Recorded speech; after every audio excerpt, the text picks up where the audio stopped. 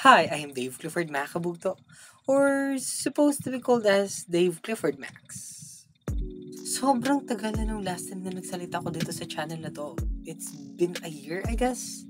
Yeah, it's been a year kasi that was last August 25, 2020 where I do mga rason sa mga tao kung wala sila igab, or in Tagalog is mga reason. Ay, joke, Tagalog pala.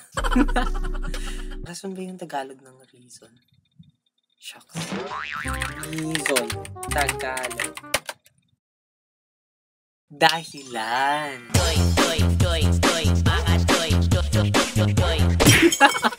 So, ayun, mga dahilan ng mga tao kung bakit wala silang jowa. Yun yung Tagalog ng mga rason sa mga tao kung wala silang yan. But the question is, bakit ba ako natigil sa pag-upload ng video sa YouTube?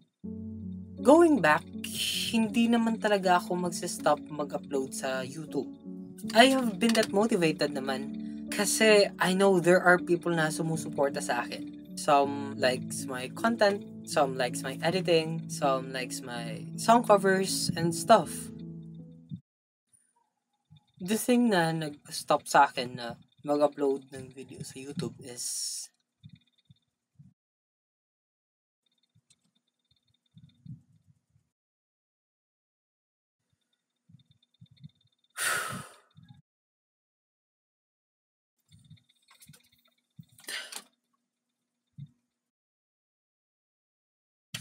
kain. Basta ko tubig. Thank you. Sorry kasi I am this very emotional lang talaga. Remembering back kung bakit hindi ako nag-upload ng videos sa YouTube. Well, it's a part naman of showing my soft side, diba? Let's do this. Well, what happened is hindi ko naman inakala na mangyayari sa akin yun eh. Like, you are on that point na sobrang manhid mo na. You don't feel anything, any emotions at all. Di ko kasi alam kung ano yung gagawin ko kasi everything had messed up.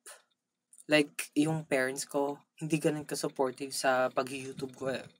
Tas yung equipments ko pa, sobrang kulang. But only if that person, sana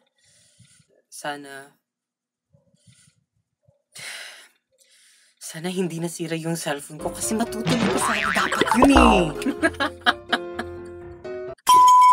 So, yun nga, nasira yung cellphone na ginagamit ko pang video. So, wala na akong magagawa. Pero, you know, it's really sad na nag-end yung pag-upload ko sa YouTube.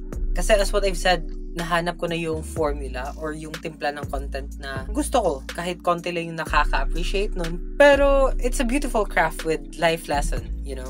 But I believe everything has a reason kung bakit na-end yun in a snap. Balik eskwela na din kasi ako nun eh. And probably that's one factor that the universe decided for me na focus muna ako dun. Which is good. Kaso after that, I have been very sad.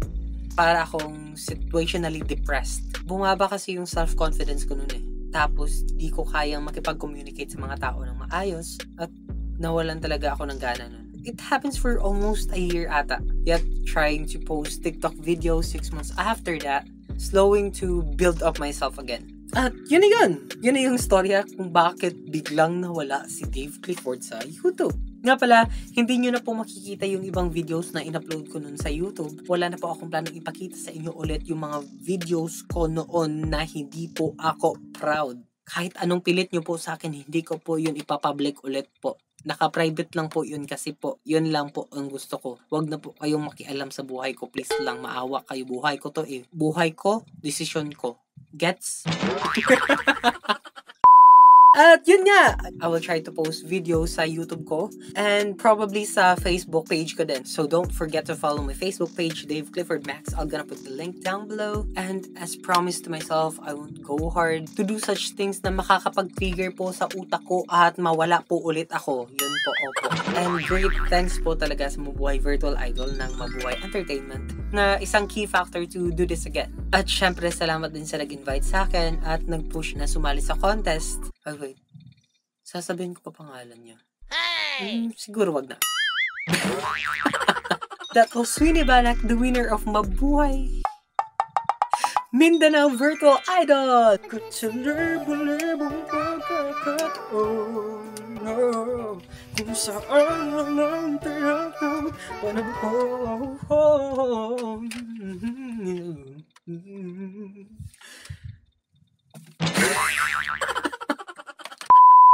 But before I end this video, syempre hindi ako babalik sa YouTube na walang dala. Kasi I'll be introducing you 2 types of video na makikita nyo po sa channel ko. Well, that's the usual, Dave. Pero, bahala na. The first type of video po na makikita nyo po sa channel ko is most probably mga contents like vlogs, comedy skits, or any content na magagawa ko na I think mag-enjoy tayong lahat. Hopefully.